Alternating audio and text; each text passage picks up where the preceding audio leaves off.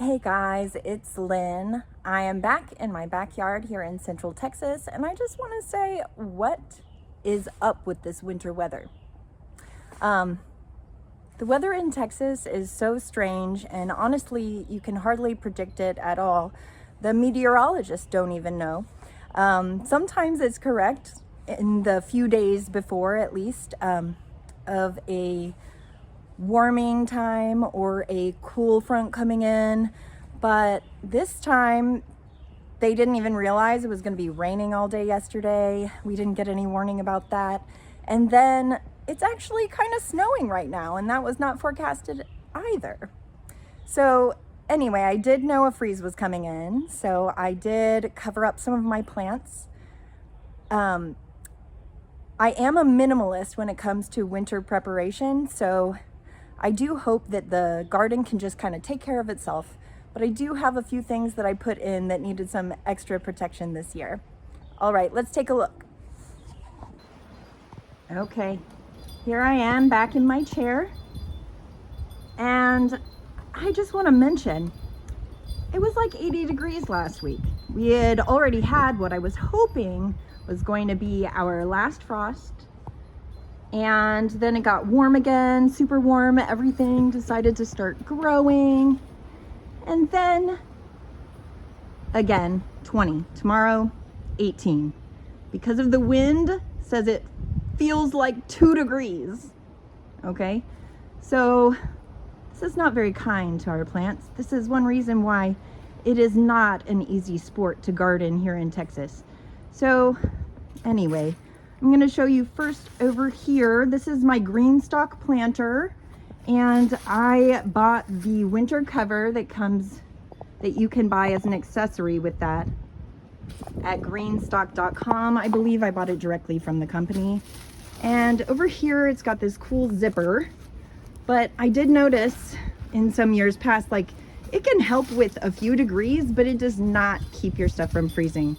So inside I have more frost cloth, all wrapped around, and then I put this over it. All right. Okay. And the few other things that I did cover include my mandarin orange tree, which is the Arctic frost, the most cold hardy tree, but this is also its very first year, and so it's a baby. Maybe it'll be able to take these kind of temperatures later, but I didn't know if it would survive now. So right here I have the tree underneath frost cloth, and this is also a medium grade frost cloth, and I got it from my local nursery, Hill Country Water Gardens up in Leander, and I really love this frost cloth. It is really thick, much thicker than what you're going to find on Amazon, thicker than what you're going to find in the grocery store or Home Depot. So I was using those kind of frost cloths for years and didn't even realize that they come in different thicknesses. And I think this is going to make a difference.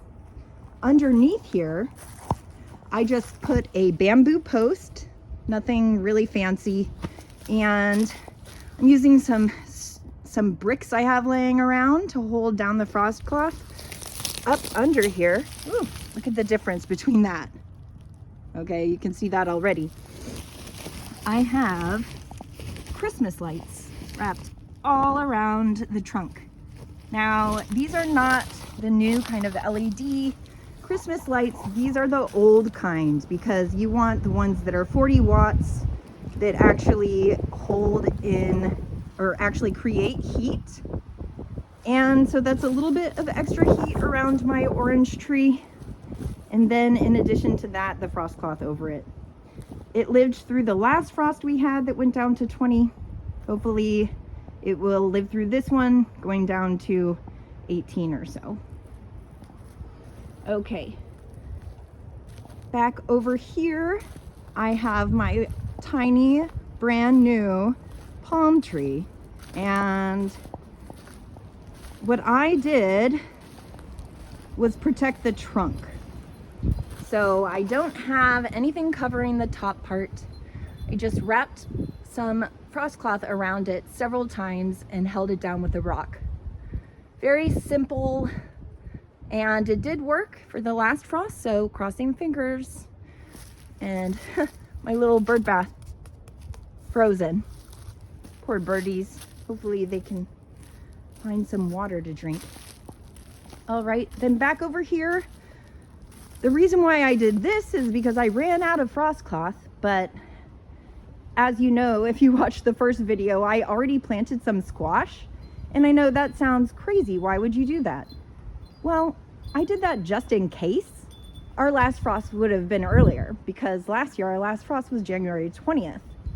So if my plants don't make it, my squash and basil and other things that I planted that don't love cold weather, it's okay. I'm gonna plant more, but I still don't want them to die.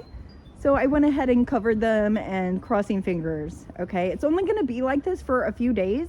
So I think it's okay to cover them, and they're not gonna get any light.